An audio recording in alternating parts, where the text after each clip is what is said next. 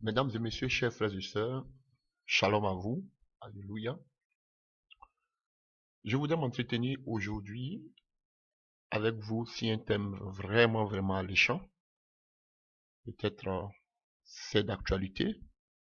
Alléluia. Nous constatons cela chaque jour dans notre vie quotidienne, dans nos différents foyers. Alléluia. Dans la société. Et Dieu me met à cœur de partager ce thème avec vous. Alléluia. Et la première des choses que je voudrais vous demander, que chacun prenne un peu le temps de cogiter, de réfléchir. Alléluia. Pourquoi les femmes, la majorité des femmes, ont un comportement d'insoumission? Alléluia. Pourquoi les femmes, généralement, je peux dire, une grande partie des femmes, si je dirais elles toutes, alléluia, sont insoumises à leur mari. Alléluia. Je le dis parce que beaucoup d'entre des femmes cachent leur caractère parce qu'elles se disent que peut-être je n'ai plus rien à gagner. Beaucoup cachent ce caractère d'insoumission. Alléluia. Peut-être parce qu'elles ne veulent pas peut-être frustrer l'homme avec qui elles vivent. Alléluia. Sinon, au-dedans, dans le fort intérieur de l'homme, de la femme, pardon, il y a toujours un esprit d'insoumission. Je vais m'expliquer. Et d'autant diront que l'insoumission de la femme vient, alléluia, à commencer à partir de l'émancipation des femmes. Je vous dis que c'est archi faux. Beaucoup diront que l'insoumission des femmes aujourd'hui est due au fait euh, du lieu, de l'environnement dans lequel nous vivons. Alléluia. La cherté de la vie qui évolue, en parenthèse. Alléluia. Dû au fait que, alléluia, l'égalité des sexes. Ce qui fait que des femmes commencent à avoir le travail. Ce qui fait qu'elles commencent à ne plus respecter leur mari. Ce sont des choses qu'on dit tous les jours. Mais c'est quelque chose que je vais démentir. Ce n'est pas vrai. Tirez encore, puisez encore plus loin. Vous cherchez pourquoi les femmes sont insoumises. Alléluia. En Europe, on vous dira oui parce que la loi est plus en faveur des femmes. Alléluia. En Allemagne, un pays comme l'Allemagne vous dira que c'est parce que pendant la première et la deuxième guerre mondiale, surtout la deuxième guerre mondiale, beaucoup d'hommes sont morts en guerre et ce sont les femmes qui ont rebâti le pays. Voici la raison pour laquelle la femme allemande est forte. Alléluia. On nous dira aujourd'hui que la femme peut travailler, ce n'est plus comme d'antan où la femme restait seulement qu'à la maison, mais la femme peut travailler, donc elle aussi, elle a son mot à dire aussi dans le foyer, dans la gestion du foyer. Alléluia.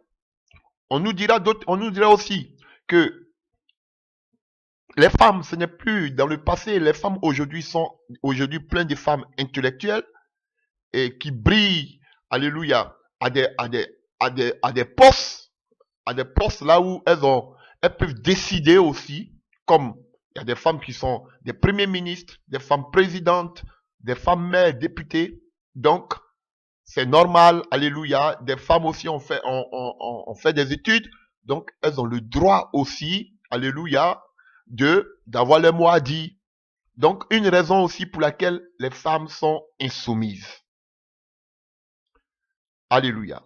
Mais Dieu m'ouvre les yeux si quelque chose qui va vous, je ne vous dis pas choquer, parce que la parole de Dieu ne vient pas pour choquer.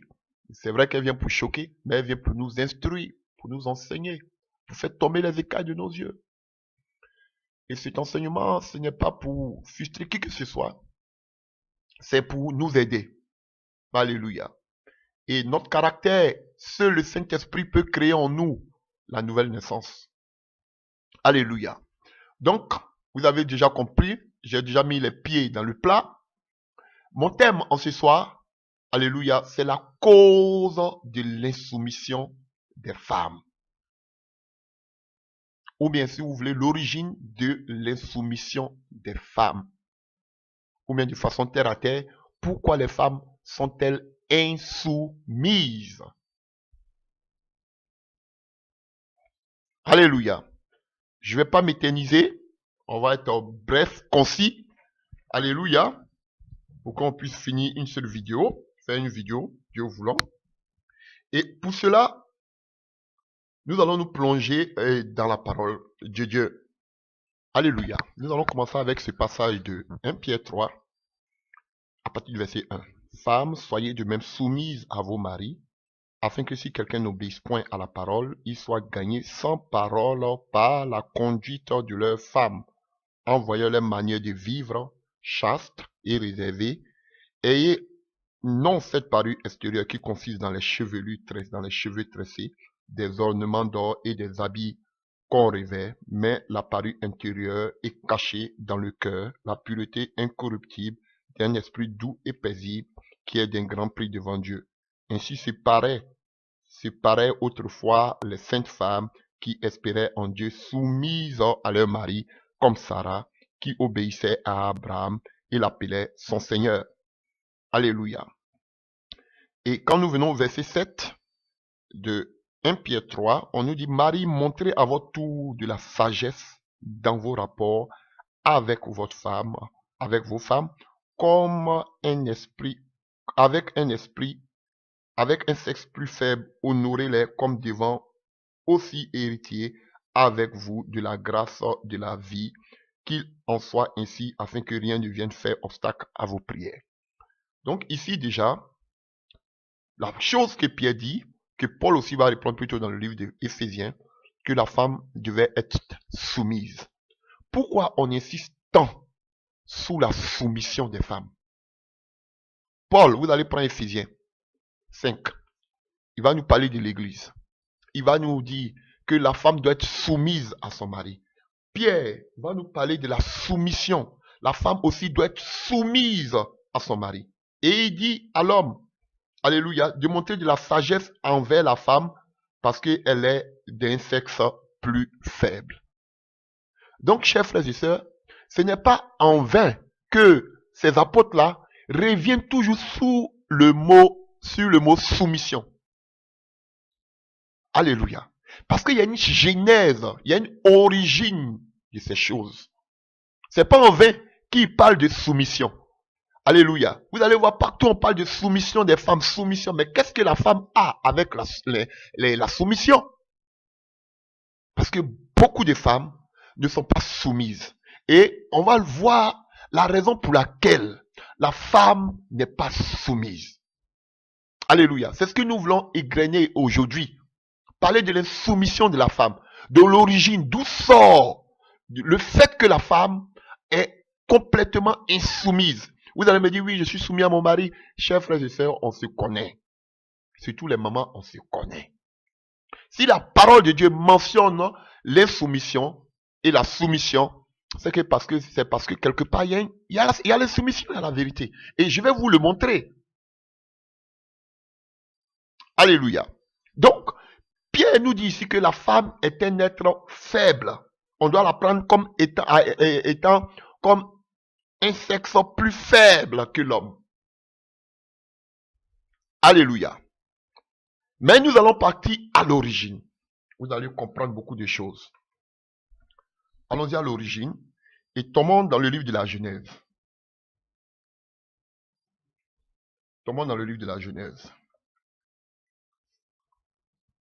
Genèse 3, à partir du verset, alléluia, 6. La femme vit que l'arbre était bon à manger et agréable à la vue, et qu'il était précieux pour ouvrir l'intelligence. Elle prit de son fruit et en mangea. Elle en donna aussi à son mari. On peut aller même un peu plus haut. À partir du verset 1. Le serpent était le plus rusé de tous les animaux des champs que l'Éternel Dieu avait fait. Il dit à la femme, Dieu a-t-il réellement dit, vous ne mangerez pas de tous les arbres du jardin? La femme répondit au serpent, nous mangeons du fruit des arbres du jardin, mais quant au fruit de l'arbre qui est au milieu du jardin, Dieu nous a dit, vous ne mangerez point et vous ne toucherez point, de peur que vous mouriez. Alors le serpent dit à la femme, vous ne mourrez point, mais Dieu sait que le jour où vous en mangerez, vos yeux s'ouvriront et que vous serez comme des dieux connaissant le bien et le mal. La femme vit que l'arbre était bon à manger et agréable à la vue et qu'il était précieux pour ouvrir l'intelligence. Elle prit de son fruit et en mangea et en donna aussi à son mari qui était auprès d'elle et il en mangea, les yeux de l'un de l'autre s'ouvrirent. Alléluia. Déjà, pour l'introduction, quand nous voyons déjà le passage que Pierre nous donne, définissant la femme comme étant un sexe faible.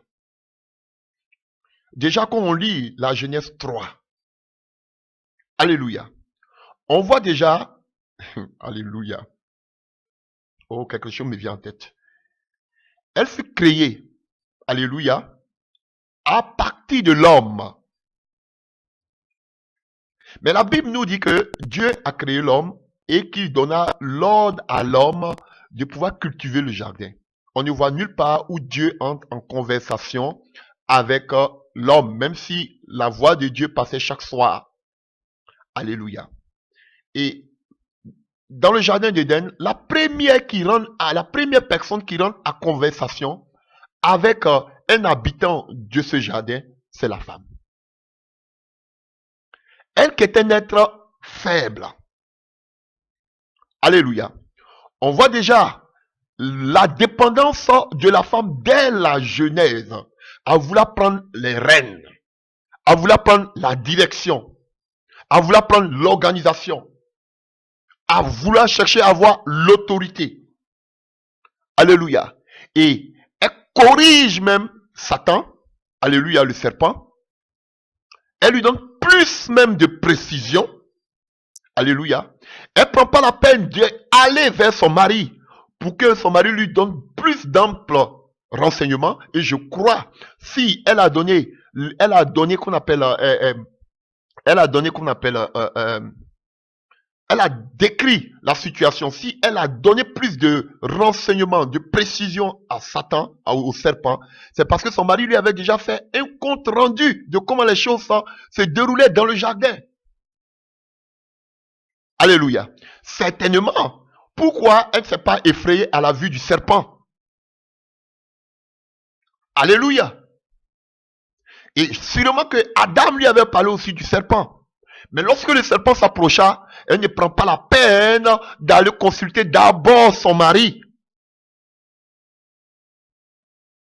Alléluia. Elle décide d'elle-même. Donc, la femme voulait usurper, alléluia, la tête, la place de l'homme. Alléluia. Elle allait personnellement, elle-même aux affaires. Vous comprenez déjà? Ce n'est que l'introduction. Alors, la Bible dit quoi? Elle commença à parler avec le diable. Et qu'est-ce qu'on dit? Elle prena quelqu'un qui venait d'à peine d'arriver dans le jardin. C'est elle qui prend le fruit défendu. Et elle donne ce fruit-là à son mari qui est à côté. Alors que le mari a été créé le premier. Il était déjà dans le jardin bien avant. Mais c'est elle qui prend comment on appelle elle vient non seulement, elle cause avec le serpent. Je me demande même si Adam avait déjà causé une fois avec le serpent. Elle le fait. Et encore, elle prend le fruit et elle le donne à son mari qui est à côté. Alléluia. Donc déjà, dès le début, la femme déjà voulait chercher déjà la tête. La femme déjà voulait être autonome. La femme, alléluia, voulait prendre les rênes, alléluia, diriger, contrôler le mari depuis le commencement. Alléluia. Et ce qui devait arriver, arriva. Mais regardez ce qui se passe. Dieu fait appel, et lorsque ils ont péché, à partir du verset 9, en Genèse 3, on voit que qu'est-ce que Dieu fait? Quand Dieu arrive dans le jardin, la voix de Dieu passe dans le jardin, la première des choses que Dieu fait, on dit, mais l'Éternel Dieu appela l'homme et lui dit, où es-tu? Dieu n'a pas appelé la femme, mais Dieu appela l'homme. Parce que c'est comme ça que Dieu a établi les choses. L'homme est la tête, comme nous dit 1 Corinthiens 11 à partir du verset 3, comme nous dit aussi Éphésiens 5, verset 22 à 23. L'homme est la tête. Et toute chose, dès le commencement, était parfaite. La femme était créée pour être comme une aide auprès de l'homme. Mais la femme vient, non seulement elle ne sert pas d'aide, mais maintenant elle prend des décisions sans consulter son mari. Est-ce qu'avant de manger le fruit, elle a demandé à son mari? On dit elle donna à son mari qui était à côté. C'était déjà fait. Parce qu'elle avait déjà mangé et elle a donné à son mari. Donc elle était maintenant au centre des prises de décision. Elle qui devait être une aide. Déjà l'insoumission était entrée. Parce que quoi? Dieu d'abord avait donné l'ordre de ne pas manger qu'on appelle des fruits de l'arbre qui était au milieu du jardin. Elle le savait bien, puisque même elle a rectifié le serpent. Donc elle avait d'abord désobéi, été insoumise. Alléluia. À la parole que Dieu avait donnée. Elle avait déjà péché contre Dieu. Et encore, secondo, elle a péché encore contre son homme.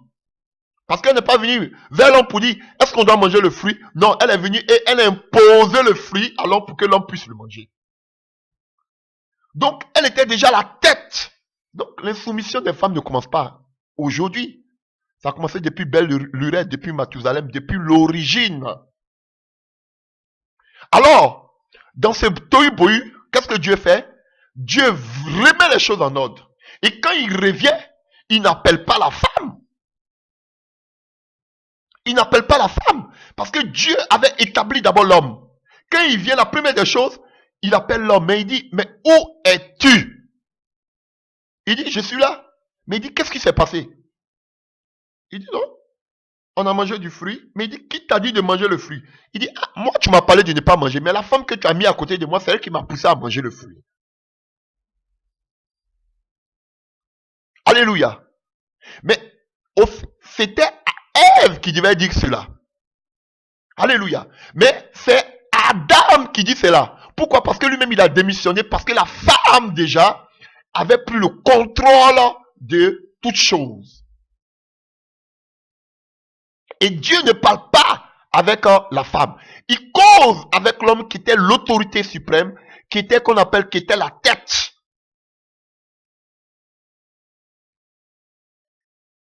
Alléluia.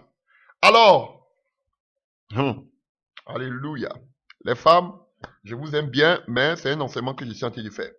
Alors l'homme répondit, la femme que tu as mise auprès de moi m'a donné de l'arbre. Il a dit lui-même, m'a donné. Elle m'a pas questionné, elle m'a imposé, elle m'a donné de l'arbre. Et j'en ai mangé. Et l'Éternel Dieu dit à la femme, pourquoi as-tu fait cela? La femme répondit, le serpent m'a séduite et j'en ai mangé. Aujourd'hui, on a tenté de voir pourquoi les femmes sont insoumises. Déjà, vous le voyez. Alléluia. On continue. Alléluia.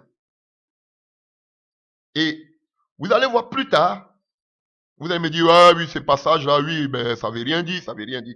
Et quand vous prenez déjà, je saute un peu, mais quand vous prenez aussi Genèse 4, à partir du verset 1, on voit que la femme voulait être autonome, avoir son autonomie, diriger les choses comme elle pense, comme elle entend. Alors, qu'est-ce qui se passe en Genèse 4? On dit, Adam connut Ève, sa femme, elle conçut et enfanta Caïn, et elle dit, j'ai formé un homme avec l'aide de Dieu. Elle dit, elle l'a formé. Elle donna le fruit à son mari. Maintenant, elle dit, elle-même, elle a formé. Déjà, Elle ne fait même pas allusion non seulement à son mari qui était là, la tête, parce qu'elle considérait même plus son mari, parce qu'elle était devenue la tête. L'émancipation ne date pas d'aujourd'hui. Elle a dit qu'elle a formé, avec sa connaissance, avec ses capacités intellectuelles, physiques. Alléluia. Elle a formé. Elle n'a même pas mis l'éternel, elle n'a même pas glorifié l'éternel au début. Elle dit elle. Ça commence par j'ai formé. Alléluia. Parce qu'elle avait la sémence de l'ennemi. Et c'était ça qui était le rôle, qui était la vision de l'ennemi. C'est fait plus grand que Dieu. Et elle avait cette sémence-là en elle. Alléluia. En mangeant du fruit, il lui a donné de cette sémence. Voilà pourquoi les branhamistes diront que Ève a eu des rapports sexuels avec le serpent. Voilà pourquoi tout ce qui est descendu d'elle, c'est-à-dire le premier Caïn, était du diable. Comme nous dit un Jean, il était du diable. Alléluia. Oui, il était du diable.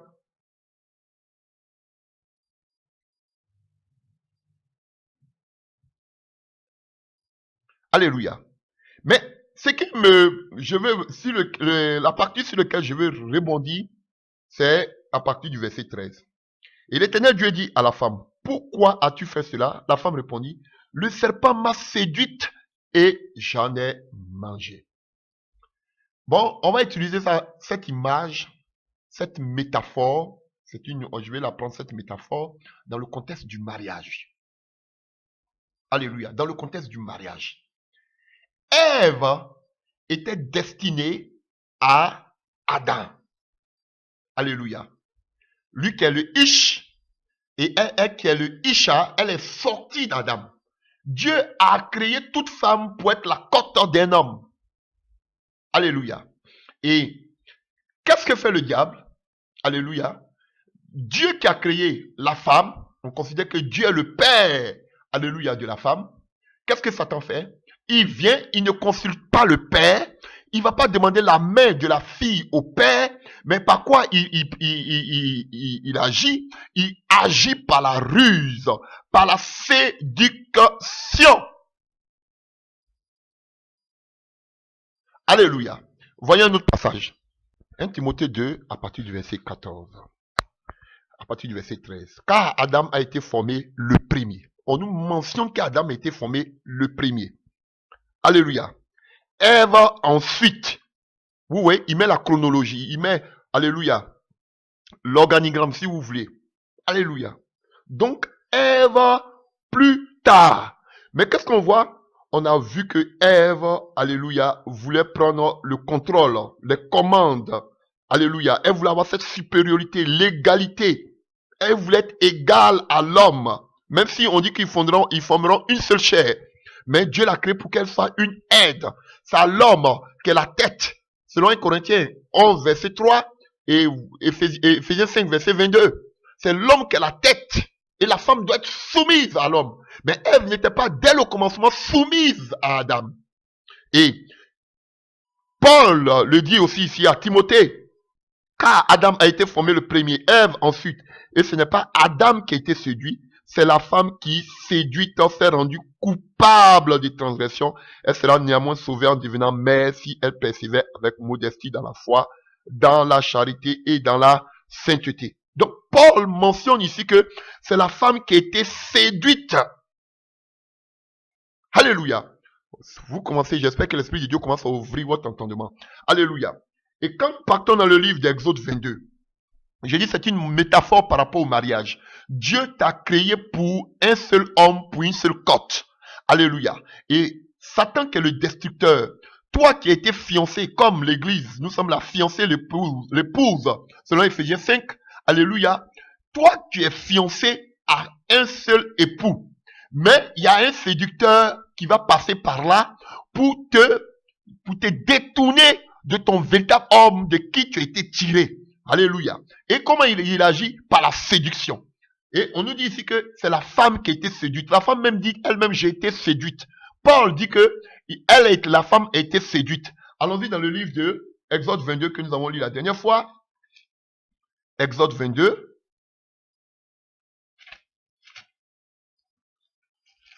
Exode 22.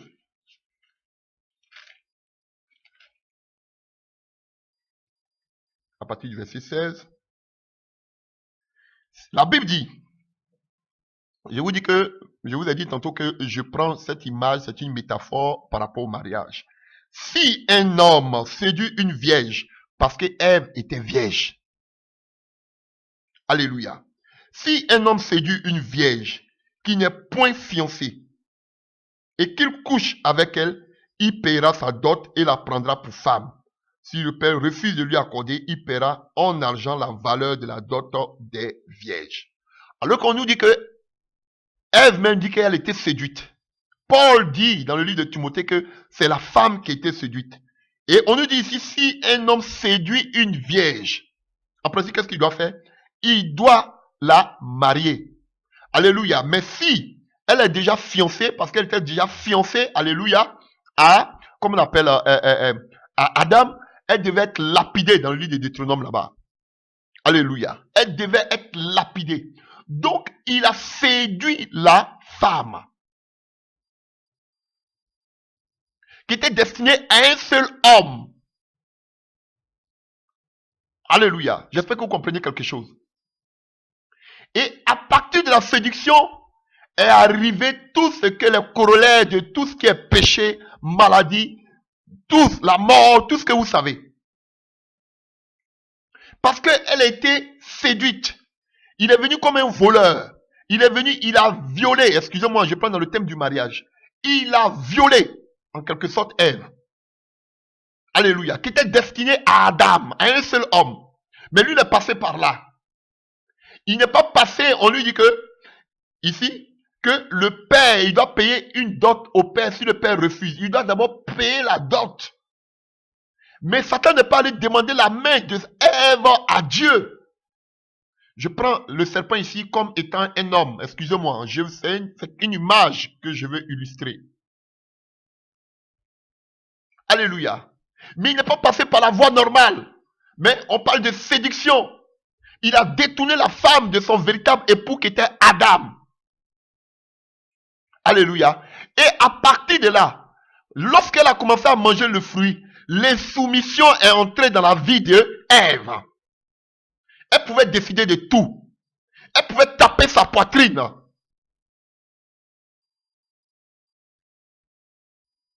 J'espère que maintenant vous comprenez. Alléluia. Alléluia. Nous voulons parler de mariage. D'autant disent que le mariage est une institution divine. Mais c'est une institution divine. Mais je précise que les véritables fondements du mariage ont été renversés, ont été bafouillés, ont été vilipendés. Et c'est ces jalons, ces fondements qu'il faut remettre en place, frère. Alléluia. Et ce que je suis en train de dire, vous pouvez le constater dans la vie de tous les jours. Que la femme vient avoir la liberté de faire ce qu'elle veut. La femme peut prendre des décisions dans sa vie sans en parler au mari. C'est plus tard, plusieurs années plus tard que l'homme va s'en rendre compte. La femme décide, ce qui lui passe dans la tête, c'est ce qu'elle fait, sans consulter son mari. C'est plus tard que le mari s'en aperçoit. C'est pareil. Quand Adam s'est en aperçu que, qu'on appelle, Ève avait parlé avec le serpent, elle avait déjà mangé du fruit. Et c'est ce qui se passe dans la vie de beaucoup de femmes, dans beaucoup de foyers, où la cachotterie, où les femmes prennent le contrôle, où elles-mêmes, elles ont de ces secrets qu'elles-mêmes savent, elles seules. Sans que le mari ne le sache. Elles poussent elles-mêmes les pions. Personnellement. Elles prennent des décisions elles-mêmes. Et l'homme ne peut pas parler avant de te dire que je ne suis pas dans une bouteille. Je suis un être humain, je peux aussi décider. Alléluia. Alors que la femme devait être soumise dans tout ce qu'elle fait. Alléluia, à son mari. Le mensonge de ces femmes. La cachotterie de ces femmes, la sorcellerie, je peux l'appeler. Parce que ce qu'elle a fait avec Satan, c'était la sorcellerie. On dit ses yeux s'ouvrirent, c'était la sorcellerie. Alléluia. Et ce pacte qu'elle a fait avec Satan a détruit sa progéniture, a détruit son foyer. Parce que la malédiction est entrée. chers frères et sœurs. Voilà pourquoi vous êtes destinés à un seul homme. Vous me direz, lorsqu'on parle de virginité, mais vous verrez que lorsque un séducteur, elle au moins, elle c'était une seule personne, c'était Satan, le serpent. Mais toi, combien de personnes t'ont séduit, chers sœurs? Combien de personnes t'ont séduite? Alléluia. Et qu'on appelle un chef frère. Combien de femmes? Combien de personnes t'ont séduite, chers sœurs? Alléluia. Voilà pourquoi Branham dira que la femme a eu des rapports sexuels avec le serpent. Et de la même manière que après avoir péché, alléluia, désobéi à Dieu, la malédiction entrée, c'est comme ça que vous pouvez être séduite en femme par des hommes avant le mariage parce que vous n'êtes pas préservé, vous n'êtes pas resté chaste, vierge. Et ainsi, quand vous partez avec 1, 2, 3, 5 hommes, chers frères et sœurs, vous ouvrez les portes à la malédiction dans vos vies. J'arrive, je vais descendre. On va voir les malédictions, vous allez comprendre beaucoup de choses. Alléluia. La femme samaritaine a été séduite par 5 personnes. Elle dit, j'ai eu 5 maris. Avant de trouver le meilleur, l'homme, même le monsieur qui encore elle était, c'était pas encore son mari. Donc, elle n'avait même pas encore trouvé l'homme idéal dans sa vie. La personne, Dieu t'a pas tiré de plusieurs côtes. Dieu t'a tiré d'une seule côte. C'est par la prière, par le Saint-Esprit que tu pourras voir la véritable côte qu'on appelle de laquelle tu as été tiré. Mais avant que tu le saches, tu dois rester dans la virginité. Tu dois rester qu'on appelle vierge. Mais avant que tu partes vers ton Adam, déjà tu es déjà séduite par des personnes avec qui tu as eu des rapports sexuels, qui t'ont injecté la malédiction, plein de choses. On me dira, oui, on est dans le Seigneur, on n'est plus sur la malédiction. Vous savez combien de dégâts cela fait quand tu couches avec quelqu'un qui a des malédictions familiales? Alléluia. Avec combien de personnes comme ça tu as couché? Des occultistes qui ont créé, qui ont souillé ta sémence. Comme la sémence de Ève était souillée.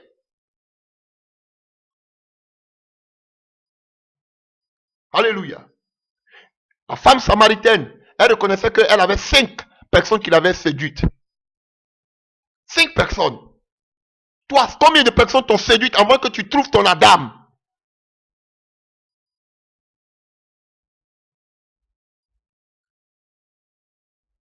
Et vous comprenez maintenant pourquoi les désirs, je ne vois pas. On va voir.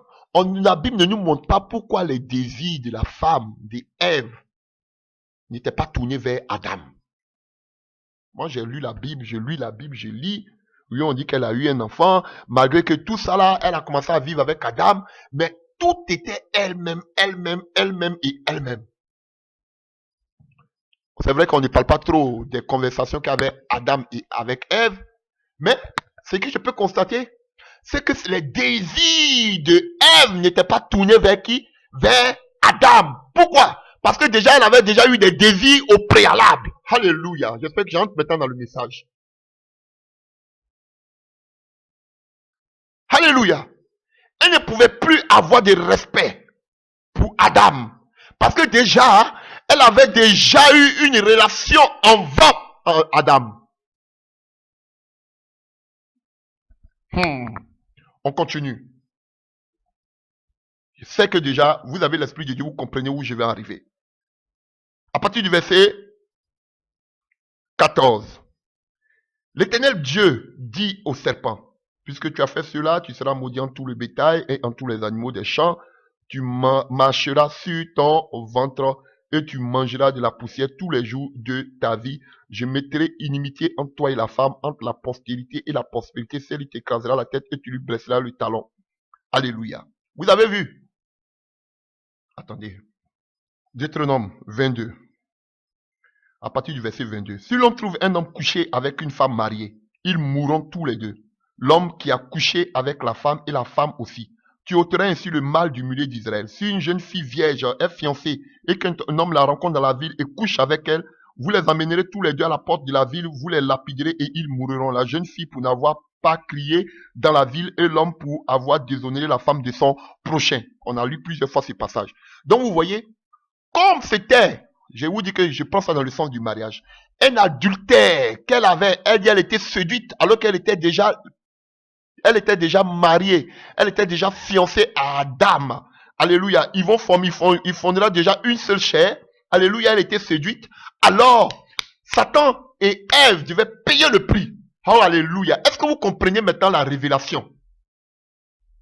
Alléluia. Voici la raison pour laquelle Dieu n'a pas donné de malédiction à Adam. Alléluia. Oh. Alléluia. Voilà la raison pour laquelle Dieu n'a pas maudit Adam. Mais Dieu, comme en Deutéronome, Dieu a maudit Satan. Je prends le serpent ici comme étant un homme qui est venu séduire la femme de quelqu'un qui était une femme mariée, une femme fiancée. Si vous voulez, c'était pareil. Fiancée, mariée, c'est la même chose. Donc, Dieu n'a pas maudit Adam, mais Dieu maudit qui? Selon Deutéronome, Dieu maudit ceux qui ont commis le forfait. C'est-à-dire le serpent et qui? Et la femme. Alléluia. Alléluia. J'espère que vous comprenez. Alléluia. Donc, il a maudit le serpent parce que c'est lui qui allait séduire une femme mariée. Et qu'est-ce qu'il fait? Il maudit maintenant la femme. Et quelque chose me plaît ici. Vous voyez? 15. Je mettrai inimitié entre toi et la femme, entre ta postérité et la prospérité, ta postérité. Celle-ci t'écrasera la tête et tu lui blesseras le talon. C'est prophétique ici. On parle de la descendance de Satan. On parle de Satan lui-même et toute son armée qui va s'élever contre la descendance de la femme. Alléluia. Qui peut être synonyme d'Israël, qui est la descendance de Jésus, qui peut être aussi les chrétiens. Alléluia. Qui peut être aussi Israël. Alléluia. Vous voyez? Donc, Dieu ne met pas, alléluia, inimitié entre le serpent et l'homme, parce que l'homme n'a rien à voir. Mais il met inimitié entre l'homme et la femme, parce qu'il dit ça, c'est passé entre vous deux là-bas. Alléluia. Est-ce que vous comprenez? L'homme n'avait rien à voir. Donc, les deux, ils devaient être lapidés. Donc, les deux prennent leurs sanctions. Alléluia. Et on voit maintenant la sanction du serpent. Maintenant, alléluia, on voit maintenant la sanction de la femme qui va tomber.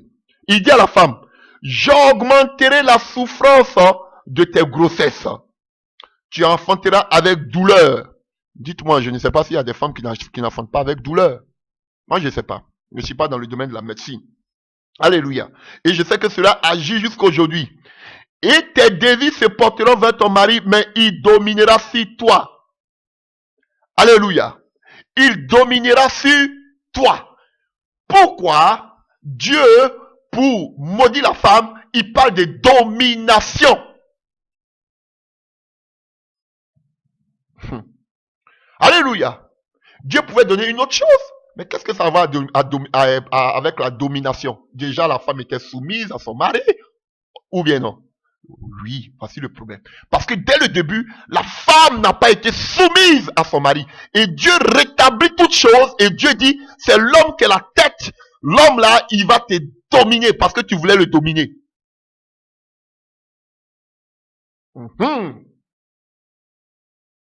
Tu voulais le dominer. Donc cet homme que tu voulais dominer, lui-même, il va te dominer maintenant à partir d'aujourd'hui. Alléluia. Oh, merci Jésus. J'espère que vous comprenez. Et avant que l'homme puisse dominer, il y a quelque chose de préalable sur lequel je vais rebondir. Alléluia. Il dit à la femme, tu auras des douleurs d'enfantement et tes désirs se porteront vers ton mari. Définissons un peu d'abord les désirs. Alléluia. Vous savez pourquoi Dieu parle des désirs se tourneront vers ton mari? Alléluia. Parce que la femme avait un autre désir au commencement. Comme Caïn qui voulait tuer son frère. Il avait le désir de vouloir tuer son frère. Elle avait un désir, c'était de posséder, de contrôler son mari. Elle voulait se disputer. Elle avait le désir de disputer la tête, la direction du mari. Elle voulait diriger son mari. Alléluia. Vous voyez? Elle voulait dominer son mari. Donc, le mari devait se laisser dominer par sa propre femme. Ah, vous comprenez? Elle avait un autre désir. Donc, Dieu a vu son désir. Il dit non, je vais changer tes désirs que tu as là. Tes désirs doivent se tourner vers ton mari. Parce que tu avais de mauvais plans, de mauvais désirs. Alléluia. Parce que tu as péché, le péché a mis la porte, ouvert la porte, alléluia, de mauvais désirs. Elle avait des désirs contraires à celles de Dieu. au désir de Dieu. Elle voulait contrôler son mari. Voici le désir du mari qu'avait, qu'on appelle Ève. Alléluia. Donc Dieu remet les pendules à l'heure. Alléluia. Voilà. Alléluia. Pas que depuis même le commencement, Dieu avait déjà donné l'ordre à Adam. Mais Adam a toujours respecté cet ordre que Dieu avait donné. Mais la femme est venue avec son autonomie. Elle a mis, elle, ce qu'elle pense. Elle dit non, je dois manger du fruit. Alléluia. Donc, quand la Bible dit que tes désirs vont se tourner vers ton mari, on comprend par là tous les désirs de la femme, que ce soit les désirs sexuels, les désirs et psychologiques, psychiques, alléluia, des désirs d'enfantement, alléluia, ces désirs intimes, alléluia, tous ces désirs devaient se tourner vers l'homme, pour dire que c'est l'homme qui devait contrôler tous les désirs de la femme. Dites-moi aujourd'hui, chère femme, jusqu'à aujourd'hui, est-ce que c'est l'homme qui dirige? Alléluia. Est-ce que tous vos désirs sont tournés aujourd'hui vers vos maris? Est-ce que ce sont vos maris qui dirigent vos manières, qu'on appelle vos décisions que vous prenez? Alléluia. Tout ce que vous posez comme acte, souvent même tu as des femmes qui vident le compte bancaire, le monsieur n'est même pas au courant. Alléluia. Elles hébergent même leurs copains. Alléluia. Dans la maison, en disant que ce sont mes frères, ce sont mes sœurs. Pareil pour les hommes. Alléluia. Est-ce qu'aujourd'hui, est-ce qu'aujourd'hui, vous-même les femmes, vous pouvez dire qu'aujourd'hui, l'homme connaît tout de moi? On ne peut pas tout connaître d'une femme. Comme dirait une connaissance, alléluia, qui n'est pas chrétien, hein, il dit, le mariage, c'est le seul lieu où on vit avec son ennemi. Oui. L'ennemi, au moins, il se met ailleurs. Mais elle est à côté de toi, c'est elle qui te va manger, elle peut te tuer. C'est elle-même qui fait les coups bas. Si elle veut te finir, elle connaît tout de toi. Elle connaît tout. Même ton compte bancaire, elle connaît. Alléluia. Mais les femmes aussi sont... Je définis aussi la femme comme étant un puits. Alléluia. Dans lequel il y a de l'eau douce. C'est vrai que pour aller tirer l'eau, puiser l'eau dans ce puits, il faut beaucoup d'efforts. Alléluia. C'est comme ça qu'est le cœur de la femme. On ne peut pas connaître le cœur de la femme. Le cœur de la femme est profond comme un puits. Alléluia. Mais au fond de ce puits se trouve de l'eau douce. Alléluia. Mais c'est l'effort d'aller tirer de l'eau, d'avoir de l'eau dans ce puits-là qui est le problème. Alléluia. Parce que cette eau douce-là, c'est toute la confiance en son cœur qu'elle va t'ouvrir. Mais pour arriver à là, cette eau douce, frère, peut-être que tu vas gravir, qu'on appelle l'Himalaya. Alléluia. Mais une fois que tu as pu avoir cette eau douce, alléluia, tu as gagné le gros lot. Mais c'est pas facile. Alléluia. Qui peut sonder le cœur d'une femme? Alléluia. Tellement rempli de secrets. Comme la sorcellerie. Alléluia. Donc, les désirs de la femme devaient être changés. Parce qu'elle avait des désirs contraires. Voilà pourquoi Dieu dit, c'est quelle malédiction que Dieu donne comme ça? Parce que Dieu connaissait la pensée de la femme. Il connaissait les désirs de la femme. Qu'est-ce qu'elle voulait faire? Alléluia. Pourquoi Dieu n'a pas dit, bon, à partir d'aujourd'hui, tu n'es plus avec Adam. Non, mais il dit tes désirs là, ça doit changer. Parce qu'elle voulait dominer. Ça ne date pas d'aujourd'hui. Alléluia. Les femmes prennent aujourd'hui les décisions comme elles veulent. Une femme aujourd'hui peut faire un curettage comme elle veut. Elle n'a même pas besoin d'avertir qui que ce soit.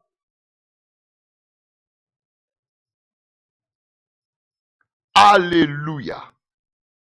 Voilà. Donc, remarquez on va voir maintenant quelque chose. La Bible nous dit que les désirs se porteront vers son mari. Voici tout le problème. Voulez-vous savoir pourquoi les femmes, quand Dieu dit, et ton mari, mais il dominera sur toi. Dominera sur toi. Les gens ont dit, oh. Alléluia. Certains qu'on appelle théologiens ont dit, ah non, c'est pas le mot que Dieu voulait mettre. Dieu voulait dire que nous sommes complémentaires. Nous nous complétons. La femme est une aide. Alléluia. C'est archi faux. Regardez dans toutes les Bibles, ils ont mis dominera. L'homme dominera sur toi. L'homme va dominer sur toi, sur la femme.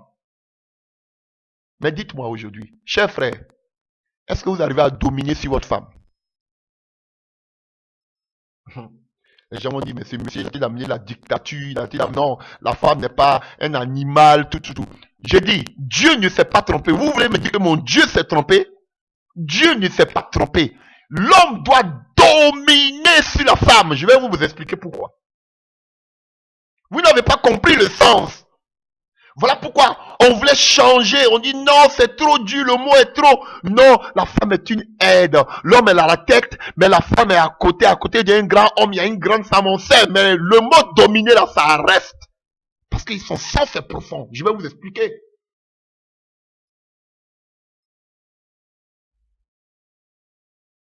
Vous savez pourquoi la femme est soumise? C'est maintenant ce que je vais vous expliquer. Je vais vous expliquer plus ou moins, mais je vais vous expliquer maintenant le nœud du problème. La Bible dit quoi? Tes désirs se porteront vers ton mari. Tout le problème, c'est au niveau des désirs. Alléluia. La Bible dit que les désirs de la femme, tout ce que la femme veut entreprendre, tout ce qu'elle peut rien faire sans son mari. Le problème, c'est au niveau des maris. Vous avez vu combien de maris?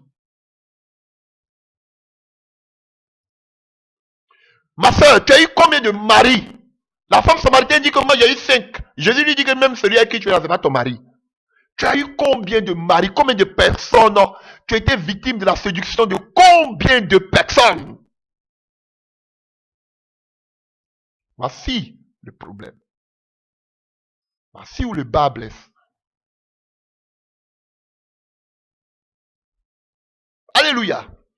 Une femme qui a connu beaucoup d'hommes. Et aujourd'hui, parce que déjà même le mariage, c'est celui déjà avec qui tu as eu les premiers rapports sexuels. Bon, mais comme la société, je vais parler comme la société consent le mariage. Alléluia. Tu as connu beaucoup d'hommes dans ta vie. Tu vis avec un homme aujourd'hui, tu ne peux jamais lui être soumis. Remarquez, je mets toute femme au défi. Elles vont faire semblant. Parce qu'elles cherchent peut-être à cause de l'environnement. La femme doit avoir un mari. Elles vont faire semblant. Parce que peut-être elles ont eu des enfants. Elles vont faire semblant à cause de la famille. Elles vont faire semblant parce qu'elles veulent montrer aux autres aussi qu'elles se sont mariées. Mais dans les forts intérieurs, si tu pousses à bout, tu verras qu'une femme qui a connu plus de 2, 3, 4, 5, 6 hommes ne pourra jamais être soumise à un homme avec qui elle vit. Pourquoi? Parce qu'elle a déjà tout vu. Parce que quoi? Ses désirs se sont tournés vers plusieurs hommes, mais pas vers un homme. Elles vont le cacher, frère. Elles utilisent des hommes comme des souffles-douleurs. Oui. Elles vivent comme des kamikazes, des bombes à retardement dans les foyers. Je vous dis, voici la raison pour laquelle les femmes ne peuvent jamais être soumises. Pourquoi? Parce que les désirs de la femme doivent se tourner vers son mari. Mais elle, ses désirs se sont tournés déjà vers plusieurs hommes. Alléluia. Voilà pourquoi beaucoup de femmes sont hypocrites. Elles préfèrent tout garder dans le cœur. Mais il y a d'autres qui vont te dire ouvertement que moi où je suis là, je peux vivre avec toi, mais je ne peux plus faire confiance à un homme. Vous n'avez jamais entendu ça? Parce qu'elle a tout vu dans sa vie. Et remarquez généralement quoi? Parce que quand elle a été déjà trompée, abandonnée, trahie par le premier homme de sa vie, c'est fini. Elle ne fera plus confiance à quelqu'un. Vous allez comprendre maintenant quelque chose. Vous savez pourquoi un homme, Dieu ne s'est pas trompé? Pourquoi un homme doit dominer sa femme? Je vais vous le montrer. Alléluia. Oh, merci Jésus. Quand Dieu m'a ouvert les yeux, j'ai dit, waouh, Seigneur, tu es Dieu. Regardez, chers frères et sœurs. Une femme qui a eu son premier homme, avec qui elle a eu les premiers rapports sexuels. Alléluia. Excusez-moi, je vais être un peu vulgaire, mais une femme qui était vierge, qui s'est laissée dévierger par un homme, demandez à toutes les femmes au monde, à moins qu'elles soient violées comme Satan qui est venu violer Ève. Je vous ai dit que je prends ça dans le sens du mariage. Voilà, parce qu'il n'est pas passé par la voie normale, c'est-à-dire aller demander la main d'Ève, mais elle était déjà mariée, mais donc ça ne pouvait même pas marcher. Alléluia. Regardez, chers frères et sœurs, toute femme qui a été déviégée par son premier homme, bon, par son homme, mais j'aime pas ce premier homme là, qui a été déviégée par un homme, quelle est l'attitude de la femme vis-à-vis de cet homme? Ah, vous comprenez maintenant beaucoup de choses. Ah. Alléluia. Dieu n'a pas menti quand il dira tes désirs seront tous faits par lui et il dominera sur toi. Parce qu'une femme qui a été déviégée par un homme, on n'a même pas besoin de dire à la femme, faut te laisser dominer. Elle-même, elle est dominée déjà. J'ai tellement d'exemples. C'est difficile pour une femme d'oublier le premier monsieur, à moins que le monsieur l'a violé, lui a fait des choses pas possibles. C'est pas facile pour une femme d'oublier son premier homme. Demandez à toutes les femmes. Demandez à toutes les femmes. Vous comprenez maintenant le sens de l'alliance, de la virginité? Vous comprenez maintenant le sens de la domination? Même aujourd'hui, elles sont dans des foyers, des femmes. Mais aujourd'hui, elles vont penser aujourd'hui, elles vont regarder aujourd'hui l'internet pour voir ce qui est devenu le premier mec. Celui qui les a déviégés, déflorés ou bien dépucelés, je ne sais pas ce que vous pouvez dire. Elles regardent. Comment une femme peut être là aujourd'hui, elle est dans un foyer, puis elle dit, oh, je n'aime pas le monsieur là. C'est vrai, peut-être, il y a des œuvres occultes qui peuvent surgir, mais je parle dans un domaine chrétien. Pourquoi elle peut dire que je n'aime pas le monsieur? Parce que ce n'est pas son premier. Un monsieur, même s'il est vilain, si c'est lui le premier avec qui tu es sorti, tu vas l'aimer sans voix dedans. Excusez-moi, je parle un peu le français ivoirien. Tu vas l'aimer sans voix dedans. Mais on dit, qu'est-ce que tu trouves dans le monsieur? Elle dit, ah, je l'aime. Parce que c'était son premier homme. Mais quand ce n'est pas ton premier homme, alléluia, tu peux voir tous les défauts, tu peux voir tous les défauts en lui. Tu peux jamais être soumis. Voilà pourquoi vous voyez des femmes qui disent, moi, confiance en garçon, je n'ai plus ma confiance en un homme. Pourquoi? Parce que déjà, elle a connu déjà ses sentiments, ses désirs se sont tournés vers déjà des hommes antérieurement. Mais si le Messie est ton premier homme, tu vas l'aimer. Il va faire des erreurs, des bêtises, tu es toujours prêt à lui pardonner. Même si tu vas aller voler même pour venir donner à cet homme-là. Mais on dit, mais lui, là, c'est un vagabond. Papa va te frapper en longueur de journée. Faut plus suivre le monsieur là. Mais quand papa n'est pas là, tu vas sauter la clôture pour aller chez ce monsieur. Parce que c'était le premier homme de ta vie. Ou bien c'est faux les femmes? Répondez vous-même. Alléluia. Et on dit, mais la femme là, la fille là, toi tu es bête, hein, ce monsieur là tu suis, elle sait pourquoi elle le suit. Voilà pourquoi la Bible dit, il dominera sur toi. On dit ton mari, mais vous avez eu plusieurs maris et vos désirs se sont tournés vers plusieurs maris. Voilà pourquoi vous n'êtes pas soumise. Tu as déjà tout vu. Tu as connu Paul, tu as connu Pierre, tu as connu Jacques, tu as connu Jean-Baptiste. Tu as connu toutes ces personnes. Tu as des cicatrices sur toi, des séquelles, tu es une blessée de guerre. La haine, le qu'on appelle les blessures internes. Mais toi, tu viens d'un foyer là, tu es kamikaze. Et les pauvres hommes, on les utilise comme des souffres-douleurs. Alléluia. Mais dès que le monsieur va au travail, elle se met sur l'ordinateur, elle regarde, mais lui là, mais il est devenu quoi? Mais maintenant, je vais voir un peu ce qu'il est devenu. Elle cherche encore son premier mec pour voir ce qu'il est devenu. Si le monsieur même est marié, elle va dire, chi, oh, sa femme là n'est même pas jolie. Parce qu'elle l'aime toujours. Et quand c'est ton premier mec, ma chérie, je t'ai dit, on n'a même pas besoin de dire tu vas être dominé. Mais tu es dominé. Parce que tu ne peux pas dormir. Dans la tête, tu ne fais que penser au monsieur. Tes désirs sont tournés vers lui. Alléluia. Voilà pourquoi vous allez voir les couples, même s'ils ne sont pas dans le Seigneur, les musulmans, ceux qui ont connu des femmes vierges.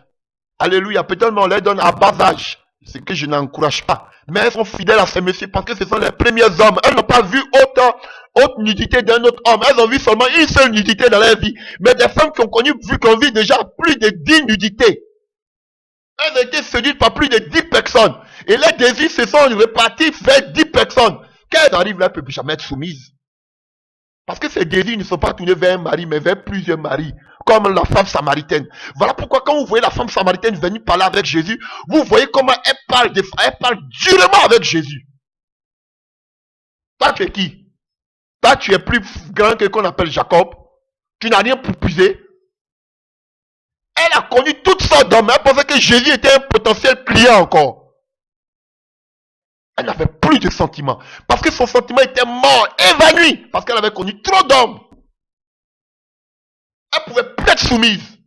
Vous voulez savoir pourquoi les femmes ne sont pas soumises? Ne cherchez même pas. Non, c'est parce qu'il n'y a pas l'argent, il n'y a pas... Qu'une femme, tu as été déviégée par un homme, même s'il a 1 euro, elle va se contenter de 1 euro là pour vivre avec le monsieur seulement s'ils sont heureux, ça suffit. C'est pas l'argent. Vous comprenez maintenant pourquoi les femmes aiment les premiers hommes? C'est ça. Vous avez tout compris. Voilà pourquoi, quand ton mari est ton unique homme que tu as connu dans ta vie, tu vas être dominé sans voix dedans. Il va te dominer. Parce que déjà, la femme l'aime. Tous les désirs, quand le monsieur ne vient pas me mettre tremble, elle est chez elle-même. J'ai un exemple. Je ne vais même pas donner l'exemple que je parle de moi, mon propre exemple, de ma famille la plus proche. Mon propre grand frère. Parce que en ce temps-là, quand j'étais encore plus jeune, j'étais le courrier, l'homme qui, alléluia, l'homme qui s'occupait des transactions entre mon frère et cette dernière. Mon frère avait connu une fille, une jeune fille, alléluia, qui faisait partie aussi de notre région. Et son père, bon, pas dire que mon père aussi n'était pas, Dieu, j'ai béni le Seigneur, il avait aussi un peu, comme on dit chez nous. Mais le père de la fille était très, très, très aisé. Il avait beaucoup d'argent. Et elle est tombée amoureuse de mon frère. On était tous des élèves. Et ils ont même, qu'on appelle, et il a été le premier homme de cette femme. Et comme cet homme, il voulait le père de la fille, il a pris cela, il a frappé, il a fait toutes sortes d'interdictions à la fille, mais malgré ça, elle bravait les interdictions pour aller voir mon frère. Et c'est devenu maintenant des problèmes familiaux. Alors, le père, comme il ne pouvait plus, il appelait mon père pour dire à mon père, écoute, ok, ton fils sort avec ma fille, mais à partir d'aujourd'hui, je voudrais qu'il se marie dès demain. Je lui donne du travail, je lui donne une voiture, je lui donne une maison. Il vit avec ma fille, il la marie dès demain. Je suis sûr que plein de gigolos allaient profiter de la situation. Mon père se lève et il dit, je vais réfléchir. Il revient le lendemain, il dit, je ne peux pas accepter cette proposition parce que, mon fils, c'est vrai que c'est arrivé, mais il est très jeune, il va à l'école, il va continuer ses études. Et de deux, je trouve que c'est une foutaise. Parce que c'est moi le monsieur, c'est moi le père qui doit payer les études, qu'on appelle venir demander la main à ta fille. Mais c'est pas toi qui vas donner parce que tu as les moyens, tu vas donner une voiture, une maison, du travail à mon fils pour que il marie forcément ta fille à cause de ton honneur. Je ne peux l'accepter. C'est un scandale. La fille et mon père et le monsieur ont décidé que mon frère et ses filles ne se voient plus jamais. Alléluia. Malgré toutes ces interdictions, ils ont eu quand même un enfant. Elle aimait tellement mon frère, elle a piqué une crise, on était obligé de l'amener dans une asile psychiatrique. On l'a envoyé même chez les religieux pour qu'on puisse prier pour elle. Elle était devenue folle. Elle piquait des crises nocturnes où elle voyait seulement que mon frère. Elle disait le nom partout. On disait, mais qui est cet homme? Elle ne fait que répéter le nom de cet homme chaque nuit. C'était son premier. Elle a toujours aimé mon frère. Et mon frère est venu en Occident. Il a refait sa vie. La fille qu'ils ont eue, il a amené sa fille en Occident auprès de lui. Il a refait sa vie. Aujourd'hui, cette femme a essayé de refaire sa vie, mais ça n'a pas marché. Aujourd'hui, d'après les nouvelles que j'ai, elle est aux États-Unis. Alléluia. Cette fille aux États-Unis n'a jamais pu oublier mon frère. C'est une histoire vraie que je vous raconte. Et toutes les femmes le savent. On ne joue pas le premier d'une femme. Vous comprenez maintenant pourquoi Dieu dit qu'il va dominer sur toi? Parce qu'une femme qui a eu des rapports sexuels avec un homme est déjà dominée. Quand le monsieur parle, elle dit oui. Oui, j'ai compris. Oui, j'ai compris, chérie. Oui, j'ai compris.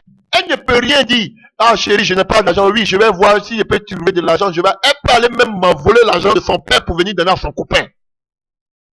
Et cette fille en question dont je parle, comme son père était aisé, mon frère ne manquait de rien. Elle lui donnait tout ce qu'il voulait. Alléluia. Je vous dis la vérité. Et vous savez les femmes. Alléluia. Voilà pourquoi, quand je vais parler encore, on dit qu'il parle de virginité. Voilà pourquoi, mon frère, quand tu as trouvé une femme vierge, que tu es son premier homme, frère, elle va t'aimer. Je ne te dis pas de la tromper. Parce que la seule chose qui peut faire que la femme peut être dégoûtée de toi, c'est si tu la trompes. Et Malachie nous le dit. Tu as brisé, tu n'as pas été fidèle à la femme de ton alliance. Mais malgré ça quand même, quand des gens trompent la fille qu'ils ont déviégée, même si la fille attend, elle va pleurer, il va vers elle, pardon, c'est arrivé, je ne vais plus le refaire. La femme même va lui demander, va lui dire, ok, j'accepte ton pardon. Parce qu'elle l'aime. Alléluia. Elle n'arrive plus à dormir. Elle est dominée. Vous comprenez maintenant? Si une femme n'est pas dominée par son mari, c'est un problème. C'est parce qu'elle a connu tellement d'hommes. Elle est découragée. Elle a été abandonnée. Elle a été déçue. Elle a trop de plaies dans le cœur. Ses désirs se sont tournés vers tellement d'hommes qu'elle ne peut plus. Maintenant, là, son cœur est serré. Elle va te dire, je t'aime. On a des enfants, on va faire comment? C'est le papa de mes enfants. Mais au-dedans d'elle, quand tu n'es pas là, elle va chercher, maintenant qu'il y a l'ordinateur, maintenant là, elle tape le nom de son ex, de son premier, elle va le chercher sur l'ordinateur. Non, elle va voir la femme du monsieur, elle n'est même pas belle même, c'est la jalousie. Parce que elle aime encore son premier. Elle veut que le premier encore pense toujours à elle. Vous comprenez aujourd'hui le problème? Voilà pourquoi il y a l'insoumission. Ève ne pouvait pas être soumise à Adam parce que Ève avait déjà connu un homme.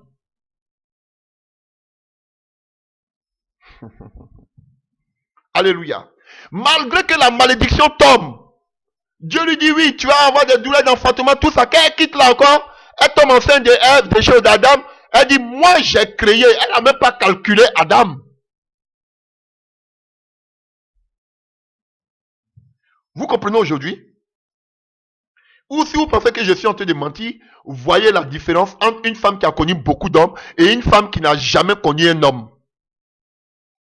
Regardez celle qui a connu beaucoup d'hommes aujourd'hui, qui est dans un foyer, en guillemets, et regardez aujourd'hui, qu'on appelle celle qui est vierge aujourd'hui, qui a son premier homme. Regardez la manière d'aimer. Regardez la manière d'aimer. Regardez la soumission. Alléluia. La femme qui a connu beaucoup d'hommes, quand l'homme fait une erreur, elle peut le jeter dehors. Mais la femme qui a eu son premier homme, elle sait que c'est son premier, même s'il fait une erreur, qui vient demander pardon, elle va dire d'accord, faut plus recommencer, hein, mais il faut rester à la maison. Elle va jamais jeter son premier mec dehors.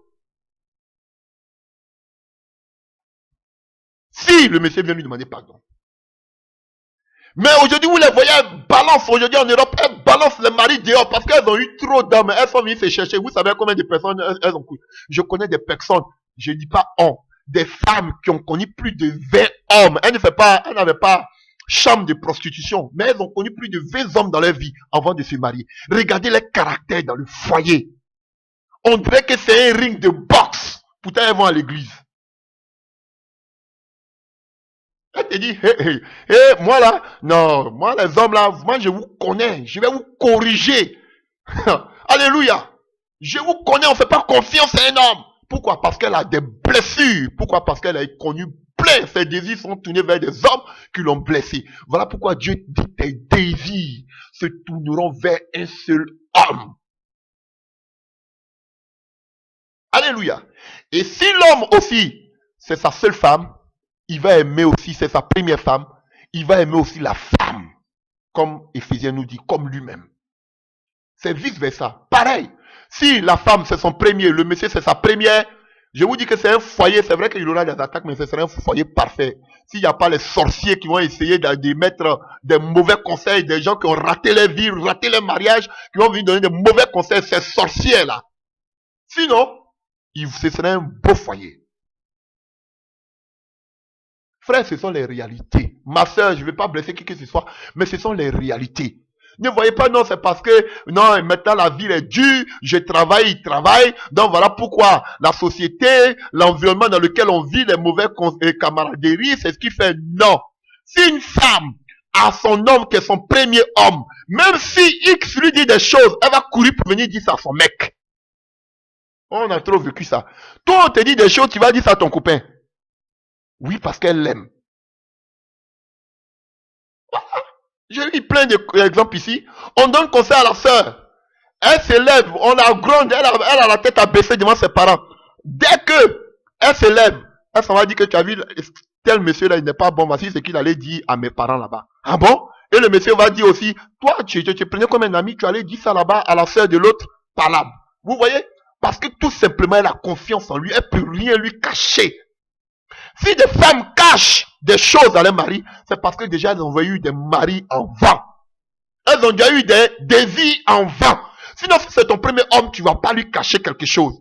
Comment tu peux cacher à un homme que tu as des enfants? Pourquoi? Parce que déjà, elle a déjà eu des enfants avec un autre homme. Elle a déjà eu des désirs plongés. Si elle ment aujourd'hui à cet homme, c'est parce que ses désirs ont été partagés depuis longtemps. Ce n'est pas son premier homme. Voici la vérité. Voici les fondements du mariage. Voici les choses sur lesquelles il faut prêcher. C'est la vérité. Donc, frère, faites attention. Il y a des blessés de guerre qui sont dans les rues. Si vous tombez sur une comme ça qui a eu plus de, qu'on appelle, plus de 10 déceptions, mais vous êtes foutu, vous pensez que votre foyer va ressembler à quoi? Un lieu de taekwondo. Frère, donc Dieu ne s'est pas trompé lorsque Dieu dit, tes désirs se porteront vers ton mari et il dominera sur toi. Parce qu'une fille vierge qui s'est fait dévierger par un homme, on n'a même pas besoin de dire que je dois te dominer. Elle-même, elle est déjà dominée. Parce qu'elle l'aime. Elle est prête à sacrifier sa vie pour cet homme. Parce que c'est son premier. Et voilà pourquoi vous allez toujours voir que les femmes aiment toujours les premiers mecs qui les a déviergés. Et le problème, Ève ne pouvait pas être, qu'on appelle, Ève ne pouvait pas être soumise à Adam. Pourquoi? Parce qu'elle avait déjà connu le serpent avant de connaître Adam. C'est fini pour ne plus être soumise. C'est comme ça que beaucoup de personnes, de femmes, comme la Samaritaine, ne pouvaient même pas être soumises à Jésus. Pourquoi? Parce qu'elle avait déjà connu plusieurs hommes. Et là, pour que vraiment le Seigneur te arrive à la soumission, il faut que vraiment l'Esprit de Dieu transforme ton cœur, change ton cœur par la puissance de Dieu. En ce moment-là, ça peut être possible. Chers frères et sœurs, toi qui n'es pas encore marié, vraiment, je vais t'encourager à garder ta virginité. Prie pour que Dieu t'amène ton Adam. Et quand tous ces séducteurs vont venir, alléluia, ne succombe pas. Pour ne pas que tu dises comme Ève, j'ai été séduite. Alléluia. Sinon, tu vas voir que ton mariage sera un enfer. Donc, chers frères et sœurs, en conclusion, si aujourd'hui, nous voyons que les femmes ne sont pas soumises, je vous le dis, en grande partie, ou bien la raison principale, c'est parce que leurs désirs se sont tournés vers plusieurs maris. Elles ont eu des déceptions, des portes d'ouverture. Et du coup, leur cœur n'est plus prêt encore à s'ouvrir à une nouvelle personne. Parce que la première personne, c'est qu'elle a mis tout, elles ont mis tout leur dévolu, tout leur amour, tout leur espoir, les a trahis, les a laissés tomber, les a abandonnés. Alléluia. Elles sont plus prêtes. Voilà pourquoi vous allez les entendre. Moi là, je peux plus mettre ma confiance en quoi un homme. Moi un homme. Ah, ça là, je suis plus prête. Alléluia. C'était seulement qu'une exhortation. Alléluia. Je sais que par la puissance de Jésus-Christ, par la puissance de la croix, Dieu peut transformer votre cœur de pierre en cœur de chair. Alléluia. Afin que vous soyez des femmes soumises à vos maris. Des femmes qui craignent Dieu. Seulement si vous craignez Dieu, c'est en ce moment-là que vous pouvez être soumises à vos maris. Chers frères et sœurs, je vous dis la vérité. C'est vraiment important. Pour celles qui ne sont pas encore mariées, qui n'ont pas encore connu d'homme, je vous dis qu'il est préférable que vous restiez comme ça pour que vous puissiez donner vos désirs ne se tournent pas vers plusieurs hommes, mais vers un seul homme qui sera en même temps votre mari. Voilà pourquoi l'église, l'épouse, la fiancée dans le livre d'Éphésiens 5 doit avoir les yeux rivés vers son époux. Alléluia. Parce que l'enlèvement, c'est l'image des noces qui vont durer 7 ans. Alléluia. Nos regards doivent être tournés vers où? Vers notre époux, le Seigneur Jésus-Christ qui revient bientôt. Nous l'attendons. Nous n'avons pas notre mari. Voilà pourquoi quand tu es un seul mari, quand tu sais que c'est lui seul qui était ton homme dans ta vie, alléluia, qu'est-ce que tu fais? Tu ne peux plus dormir. Tu attends tu attends la venue de ton époux. Voilà pourquoi l'église doit aspirer au retour du Seigneur Jésus-Christ de Nazareth. Parce que c'est lui seul notre époux.